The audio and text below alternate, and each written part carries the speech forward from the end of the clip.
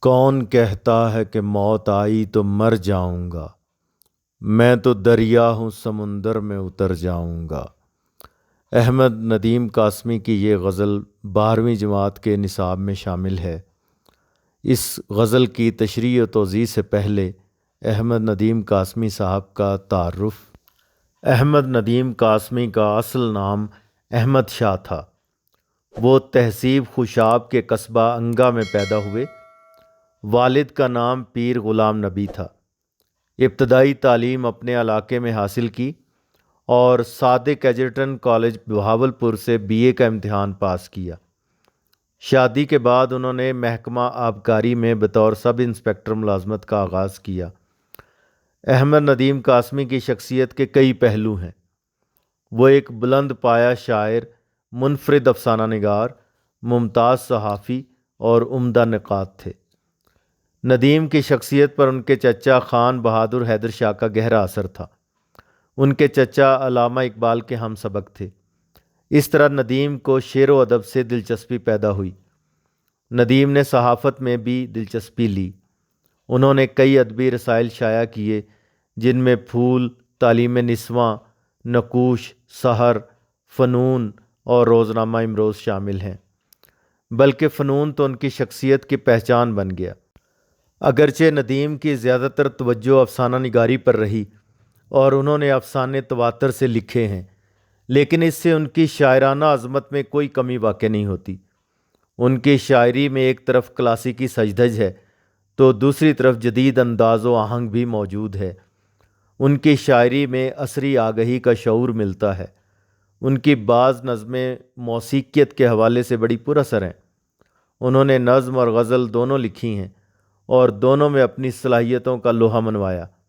تاہم ان کی پہچان غزل کے حوالے سے ہے۔ ان کے مجموعہ کلام دشت وفا پر انہیں آدم جی ایوارڈ بھی ملا ہے۔ اور اب غزل: کون کہتا ہے کہ موت آئی تو مر جاؤں گا؟ میں تو دریا ہوں، سمندر میں اتر جاؤں گا۔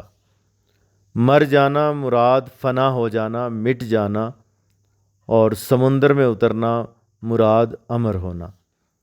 مفہوم یہ ہے کہ موت کے بعد میں فنا نہیں ہو جاؤں گا، بلکہ جس طرح دریا سمندر میں گرنے کے بعد بے کراں ہو جاتا ہے، موت کے بعد میں بھی امر ہو جاؤں گا۔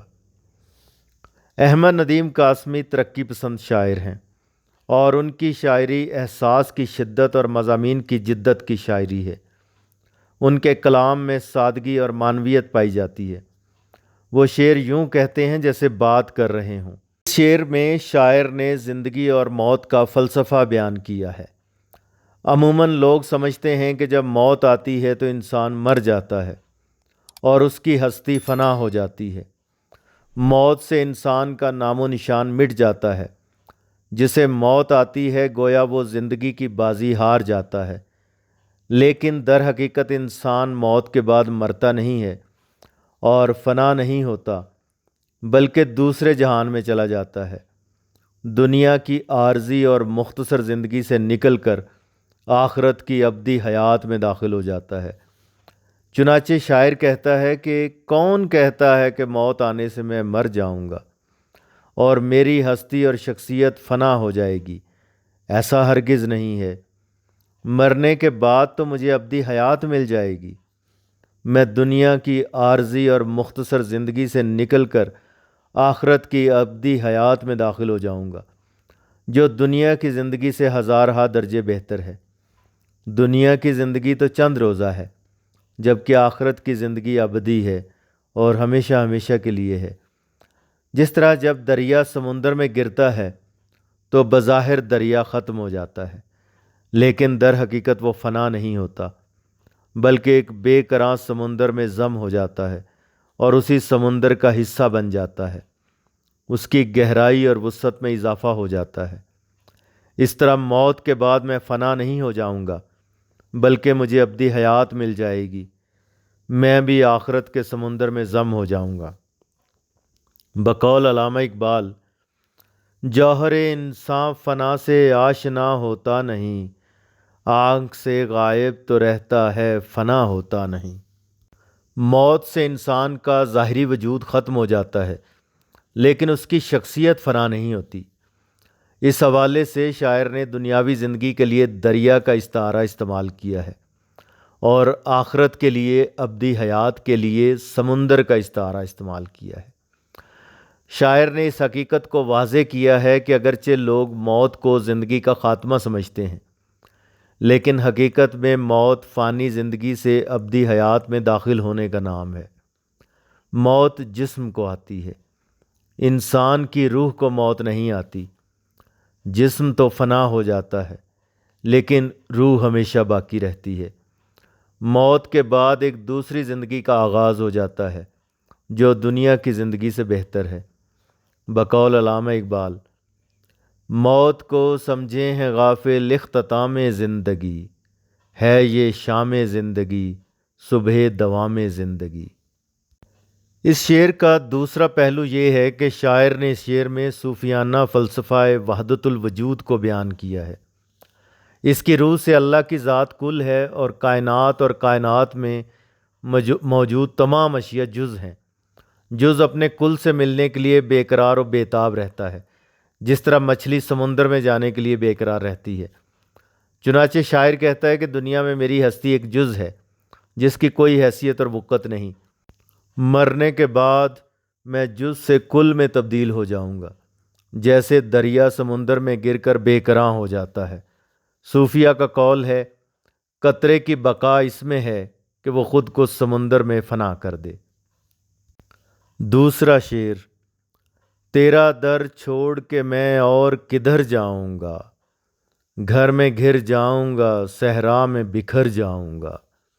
در دروازہ، دہلیز، چوکھٹ، گھر جانا محدود ہونا، قید ہونا، صحرا ریگستان، بکھر جانا منتشر ہو جانا۔ مفہوم یہ ہے کہ تیرا در چھوڑ کر میں کہاں جا سکتا ہوں؟ اگر میں نے ایسا کیا تو میں اپنے ہی گھر میں قید ہو جاؤں گا یا صحرا میں بکھر جاؤں گا۔ اس شعر میں شاعر محبوب سے وابستگی اور محبت کا اظہار کرتا ہے۔ حقیقی معنوں میں شاعر کا مخاطب محبوب حقیقی یعنی اللہ کی ذات ہو سکتی ہے۔ چنانچہ شاعر کہتا ہے کہ اے اللہ، تیرے سوا میرا جہان میں کوئی ٹھکانہ نہیں۔ تو میرا خالق و مالک ہے، تو میرا معبود برحق ہے۔ میں تیرا عاجز بندہ ہوں، تیرے ہی در سے مانگتا ہوں۔ تیرے در کے سوا میرا کوئی ٹھکانہ نہیں، تجھے چھوڑ کر میں کہاں جا سکتا ہوں؟ میری تمام امیدیں تجھی سے وابستہ ہیں، تیرے سوا کوئی نہیں جس کے آگے میں دستے سوال دراز کروں۔ اگر مجھ سے تیرا در اور تیری چوکھٹ چھوٹ گئی تو میں اپنے ہی گھر میں محصور ہو جاؤں گا اور اپنی ہی ذات میں قید ہو کر رہ جاؤں گا، یا صحراؤں میں ریت کی مانند میری ہستی بکھر جائے گی اور میرا وجود گم ہو جائے گا۔ میرے لیے پھر ہر طرف دکھ ہی دکھ ہیں، تیرے بغیر میری کوئی حیثیت اور وقت نہیں۔ بقول شاعر، میں نہیں جاؤں گا تیرا در چھوڑ کر، کیوں اندھیروں میں بھٹکوں سحر چھوڑ کر۔ خدا تعالیٰ کائنات کا خالق اور مالک ہے۔ وہ دنیا میں کسی کا محتاج نہیں، لیکن تمام دنیا اس کی محتاج ہے۔ کوئی کام اس کی مرضی اور منشا کے بغیر نہیں ہوتا۔ اسی کی توفیق اور عطا سے لوگ کامیابیاں سمیٹتے ہیں۔ شاعر کہتا ہے کہ میں تجھے چھوڑ کر کہاں جاؤں گا، تیرے سوا میرا کوئی ٹھکانہ نہیں۔ مجازی معنی میں شاعر کا مخاطب محبوب ہو سکتا ہے۔ عاشق کے لیے محبوب سے جدا ہونا، محبوب کا در اور گلی کوچہ چھوڑنا سب سے کٹھن کام ہوتا ہے۔ محبوب کے دیدار کے لیے وہ اس کی گلی میں بار بار جاتا ہے۔ محبوب کا در اور اس کی گلی اس کے لیے متاع جاں ہوتی ہے۔ محبوب کی گلی سے اٹھنا گویا جہان سے اٹھنے کی مانند ہے۔ بقول میر تقی میر، یوں اٹھے آہ اس گلی سے ہم، جیسے کوئی جہاں سے اٹھتا ہے۔ تیسرا شعر، تیرے پہلو سے جو اٹھوں گا تو مشکل یہ ہے، صرف ایک شخص کو پاؤں گا جدھر جاؤں گا۔ پہلو سے اٹھنا، برابر سے اٹھنا، پاس سے اٹھنا یا محفل سے اٹھنا۔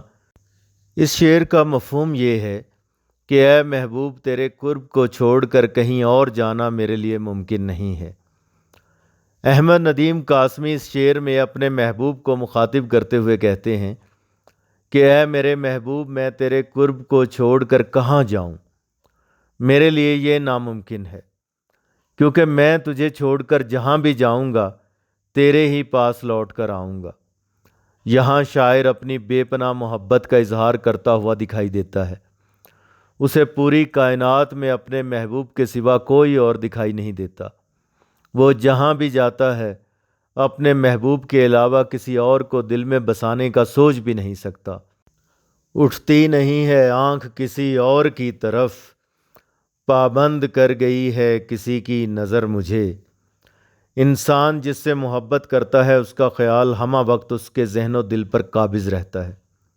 جس سمت نظر اٹھا کر دیکھتا ہے وہاں پر محبوب اپنی پوری شان سے جلوہ گر نظر آتا ہے، گویا کائنات میں اس کے سوا کسی اور کا وجود ہی نہ ہو، یعنی کائنات اور اس کی ہر خوشی اسی کی مرہون منت ہو۔ بقول شاعر: بھٹکتی ہیں نظریں میری ہر طرف، خدا جانے کس بھیس میں تو ملے۔ محبوب کی محبت میں کھو کر اس میں ڈوبے رہنا اسے ایک عجیب نشے سے سرشار کر دیتا ہے، اور یہ نشہ اور مستی اسے اتنا مزہ دیتی ہے کہ کسی اور شے میں اسے مزہ ہی نہیں آتا۔ ویسے بھی عاشق کا ہمہ وقت محبوب کی یادوں میں کھویا رہنا عشق کی معراج ہے، کیونکہ محبت کے تقاضوں میں سے ایک تقاضا یہ ہے کہ انسان اپنی ذات کی نفی کر دے۔ تیری یاد تیرا تصور سلامت، میری زندگی بے سہارا نہیں ہے۔ اگرچہ محبوب کا رویہ عاشق کے ساتھ سنگ دلانا ہوتا ہے، محبوب کو عاشق کی قدر نہیں ہوتی، اور عموماً محبوب کو بے رحم اور سنگ دل ہونے کا خطاب دیا جاتا ہے۔ بعض اوقات وقتی طور پر محبوب کے برے رویے کے پیش نظر وہ محبوب کو نہ ملنے کا فیصلہ بھی کرتا ہے، لیکن پھر دل کا سکون اسے محبوب کے قرب میں ہی حاصل ہوتا ہے۔ محبوب کا رویہ چاہے جیسا بھی کیوں نہ ہو، عاشق کے دل کی دنیا صرف اور صرف محبوب کی وجہ سے آباد ہوتی ہے۔ بقول حسرت: بھلاتا لاکھ ہوں لیکن برابر یاد آتے ہیں، الہی ترک الفت پر وہ کیوں کر یاد آتے ہیں۔ حالی کہتے ہیں: ٹھانی تھی دل میں اب نہ ملیں گے کسی سے ہم، پر کیا کریں کہ ہو گئے ناچار جی سے ہم۔ اس لیے شاعر بھی اپنے محبوب کے پہلو میں جو سکون پاتا ہے وہ اسے کہیں اور نہیں ملتا۔ وہ کہتا ہے کہ میں کہیں بھی جاؤں گا محبوب کا تصور اور خیال ہمہ وقت میرے ساتھ ہوگا۔ عاشق جب محبوب سے جدا ہوتا ہے تو اپنے تصور اور خیالوں میں محبوب کو اپنے قریب پاتا ہے، اس کی یادیں اس کے ذہن و دل پر چھائی رہتی ہیں۔ محبوب سے جدا ہو کر بھی اسے ہر طرف محبوب ہی دکھائی دیتا ہے، ہر چیز اور ہر چہرے میں محبوب کا چہرہ ہی نظر آتا ہے۔ اس کا خیال اور تصور اتنا پختہ ہوتا ہے کہ وہ خیالوں ہی خیالوں میں محبوب کو مجسم صورت میں اپنے سامنے پاتا ہے، وہ تصور ہی میں اس سے باتیں کرتا ہے۔ بقول مومن: تم میرے پاس ہوتے ہو گویا جب کوئی دوسرا نہیں ہوتا۔ اس شعر میں بھی شاعر نے اپنے خیال اور تصور کی پختگی اور محبت کی انتہا کو بیان کیا ہے کہ اگر میں محبوب سے جدا ہو بھی جاؤں تو بھی میں ہر طرف محبوب کو اپنے قریب پاتا ہوں، اس کی خاموشی بھی مجھ سے گفتگو کر رہی ہوتی ہے۔ بقول ناصر کاظمی: تو شریک سخن نہیں ہے تو کیا، ہم سخن تیری خاموشی ہے ابھی۔ چوتھا شعر: اب تیرے شہر میں آؤں گا مسافر کی طرح، سایہ ابر کی ماند میں گزر جاؤں گا۔ مفہوم یہ ہے: اے محبوب اب میں تیرے شہر میں مسافر کی طرح آؤں گا اور بادل کے سائے کی طرح گزر جاؤں گا۔ اس شعر میں احمد ندیم قاسمی نے روایتی مضمون اپنے منفرد انداز میں بیان کیا ہے۔ ہماری کلاسیکی اردو شاعری میں خاص طور پر اس مضمون پر بہت کچھ لکھا گیا ہے۔ اردو شاعری کا محبوب ظالم اور عاشق مظلوم ہے۔ اکثر شعراء محبوب سے شکوہ کرتے ہوئے نظر آتے ہیں کہ محبوب عاشق کی قدر نہیں کرتا، وہ عاشق کی محبت کا جواب محبت سے نہیں دیتا، اس میں وفا کا مادہ نہیں ہے۔ محبوب سنگ دل ہے جسے عاشق کی اذیتوں کا احساس نہیں۔ محبوب بے رحم ہے جو عاشق کو تکلیف میں دیکھ کر لطف اٹھاتا ہے۔ غرض یہ کہ اردو شاعری کا محبوب ایک ایسا شخص ہے جو کسی صورت میں محبت کا جواب محبت سے نہیں دیتا۔ بقول شاعر، ہم کو ان سے وفا کی ہے امید جو نہیں جانتے وفا کیا ہے۔ تشریح طلب شعر میں بھی شاعر در پردہ محبوب کی بے رخی اور بے وفائی کا شکوہ کرتا ہے۔ شاعر کہتا ہے کہ اے محبوب، تم نے میری چاہتوں کا صلہ نہیں دیا۔ تمہارے ظلم و ستم اور سنگ دلانہ رویے سے دل برداشتہ ہو کر میں تمہارا شہر چھوڑ کر جا رہا ہوں، تاکہ نہ تم نظر آؤ گے اور نہ مجھے ان مصائب سے گزرنا پڑے گا۔ اے محبوب، اگر میری جانب توجہ اور التفات نہیں کرتے تو میں بھی تمہارے شہر میں قیام نہیں کرتا۔ اگر کبھی دل کے ہاتھوں مجبور ہو کر مجھے اس شہر کا رخ کرنا بھی پڑا تو یہاں میرا قیام عارضی ہوگا۔ میں مسافر کی طرح تھوڑی دیر کے لیے آؤں گا اور پھر رخصت ہو جاؤں گا۔ جس طرح مسافر اگر کسی شہر میں کسی سرائے یا مسافر خانے میں قیام کرتا ہے تو اس کا وہ قیام عارضی ہوتا ہے اور وہ وہاں کی چیزوں سے دل نہیں لگاتا، کیونکہ اسے معلوم ہوتا ہے کہ یہ اس کی منزل نہیں ہے۔ چنانچہ میرا قیام اب تمہارے شہر میں عارضی ہوا کرے گا۔ دوسرے مصرعے میں شاعر کہتا ہے کہ اے محبوب، میں تمہارے شہر سے بادل کے سائے کی مانند گزر جاؤں گا۔ جیسے بادل کا سایہ کچھ دیر کے لیے سایہ فگن ہو کر لوگوں کو دھوپ سے بچا لیتا ہے پھر چلا جاتا ہے، بادل کے سائے میں عارضی قیام کی طرف اشارہ ہے۔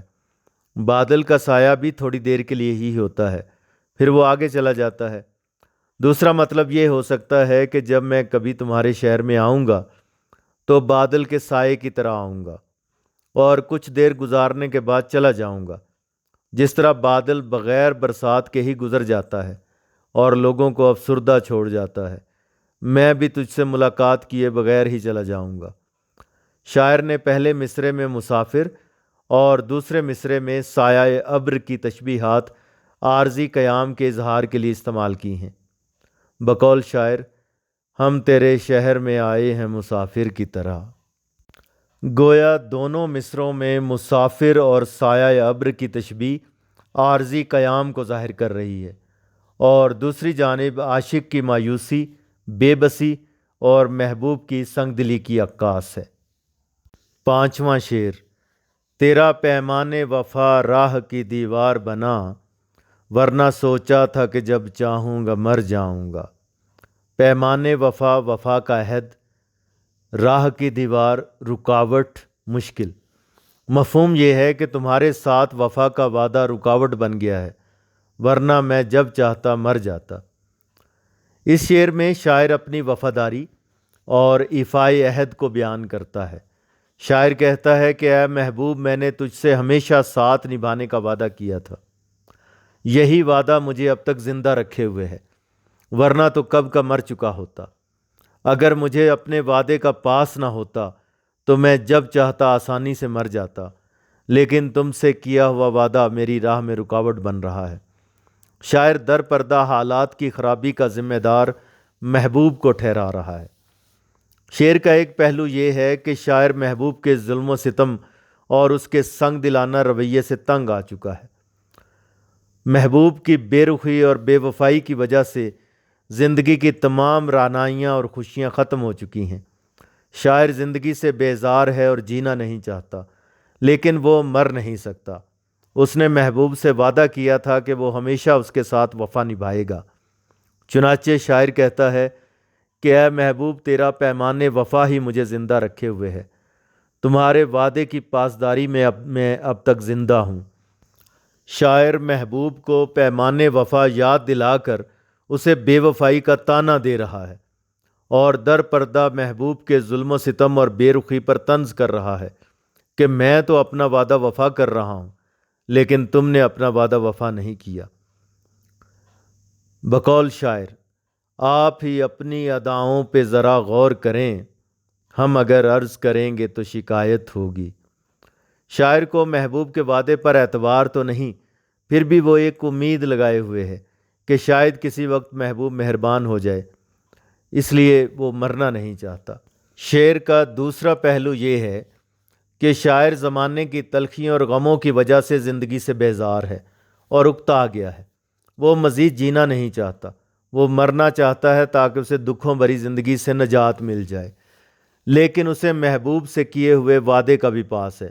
اس لیے وہ کہتا ہے کہ میں اس عہد کی بنا پر جی رہا ہوں، جب میں مرنا چاہتا ہوں تو محبوب سے کیا ہوا وعدہ یاد آ جاتا ہے۔ اگر میں وعدہ خلافی کرتا ہوں تو یہ محبت کے آداب کے خلاف ہے، چنانچہ میں محبوب سے کیے ہوئے وعدے کی پاسداری میں اب تک جی رہا ہوں۔ بقول شاعر: میں تو جیتا ہوں فقط تیری رضا کے واسطے، ورنہ مجھ کو اس جہاں سے کوئی دلچسپی نہیں۔ چھٹا شعر: چارہ سازوں سے الگ ہے میرا معیار کہ میں زخم کھاؤں گا تو کچھ اور سنور جاؤں گا۔ چارہ ساز علاج کرنے والے، مسیحا، معیار اصول، ضابطہ، کسوٹی، سنور جانا، درست ہو جانا، نکھر جانا۔ مفہوم یہ ہے کہ میرا اصول مسیحاؤں سے مختلف ہے، میں زخم کھا کر اور سنور جاتا ہوں۔ عام طور پر یہ ہوتا ہے کہ کسی کو جب کوئی زخم لگتا ہے تو وہ تکلیف محسوس کرتا ہے۔ زخم گہرے ہوں اور خون زیادہ بہہ جائے تو چہرہ بھی مرجھا کر بے رونق ہو جاتا ہے۔ چارہ ساز یعنی علاج کرنے والے مسیحا اس کے زخموں کی مرہم پٹی کرتے ہیں، اس کا علاج معالجہ کرتے ہیں۔ اس طرح کچھ عرصے بعد اس کے زخم مندمل ہو جاتے ہیں اور زخموں کی تکلیف ختم ہو جاتی ہے۔ اسی طرح یہ سمجھا جاتا ہے کہ پریشانیوں سے، غموں اور مصائب کے تسلسل سے انسان پژمردہ ہو جاتا ہے اور گھبرا اٹھتا ہے، اس کا رنگ زرد پڑ جاتا ہے۔ چارہ ساز، ڈاکٹر اور حکیم وغیرہ کا بھی کہنا ہے کہ رنج و الم انسان کو کمزور کر دیتے ہیں، اس کے چہرے کی رعنائی کا خاتمہ کر دیتے ہیں۔ اس کے چارہ ساز اور ہمدرد اور خیرخواہ لوگ غموں میں اس کی ہمت بندھاتے ہیں، اسے نصیحت کرتے ہیں کہ غموں، پریشانی اور تکلیفوں سے دور رہو تاکہ چہرے کی رونق اور شادابی بحال ہو جائے۔ لیکن اس شعر میں شاعر نے اس سے مختلف بات کہی ہے۔ شاعر کہتا ہے کہ میرا معیار چارہ سازوں سے مختلف ہے، میں زخم کھا کر مزید سنور جاتا ہوں۔ جتنا زیادہ زخم مجھے ملتے ہیں میں اتنا ہی سنورتا اور نکھرتا جاتا ہوں۔ میں زخم کھا کر مرجھاتا نہیں بلکہ سرشار ہو جاتا ہوں، خوش ہوتا ہوں۔ یہ زخم میری وفاداری اور عشق میں صداقت کی علامت ہیں۔ بقول شاعر: جفا جو عشق میں ہوتی ہے وہ جفا ہی نہیں، ستم نہ ہو تو محبت میں کچھ مزہ ہی نہیں۔ عاشق صادق کی پہچان بھی یہی ہے کہ وہ محبوب کے ہاتھوں ملنے والی تکالیف پر غمگین ہونے کے بجائے خوش ہوتا ہے۔ عشق کی راہ میں ملنے والی تکلیفیں اور اذیتیں عشاق کے لیے کرب اور دکھ کے بجائے لذت و تسکین کا باعث ہوتی ہیں۔ دو عالم سے کرتی ہے بیگانہ دل کو، عجب چیز ہے لذت آشنائی۔ چنانچہ شاعر کہتا ہے کہ میرا معیار چارہ سازوں سے مختلف ہے، میں زخم کھا کر پریشان نہیں اور نہ میرے چہرے پر مردنی چھاتی ہے، بلکہ یہ زخم تو مجھے مزید سنوار اور نکھار دیتے ہیں۔ زخم کھا کر میں آنسو نہیں بہاتا بلکہ مسکراتا ہوں، اس لیے اپنے زخموں کا علاج چارہ سازوں سے نہیں کرانا چاہتا۔ بقول جان ایلیا: چارہ سازوں کی چارہ سازی سے درد بدنام تو نہیں ہوگا، ہاں دوا دو مگر یہ بتلا دو مجھ کو آرام تو نہیں ہوگا۔ دوسرا پہلو یہ ہے کہ زمانے کی تلخیوں، مصائب اور پریشانیوں سے انسان اگر ہمت کے ساتھ نبرد آزما ہو تو یہ دکھ اور مصائب انسان کو مضبوط بنا دیتے ہیں۔ وہ مصائب اور پریشانیاں جھیل کر سخت جان اور کندن بن جاتا ہے، پھر وہ بڑی سے بڑی آزمائش اور امتحان سے بھی نہیں گھبراتا بلکہ ڈٹ کر اس کا مقابلہ کرتا ہے۔ چنانچہ شاعر کہتا ہے کہ زمانے کی تلخیاں اور غم مجھے پریشان نہیں کرتے بلکہ میں اس سے مزید سنور جاتا ہوں۔ اس غزل کا مقطع ہے: زندگی شمع کی ماند جلاتا ہوں ندیم، بجھ تو جاؤں گا مگر صبح تو کر جاؤں گا۔ شمع کی ماند موم بتی کی طرح، بجھ جانا مراد مر جانا، ختم ہو جانا۔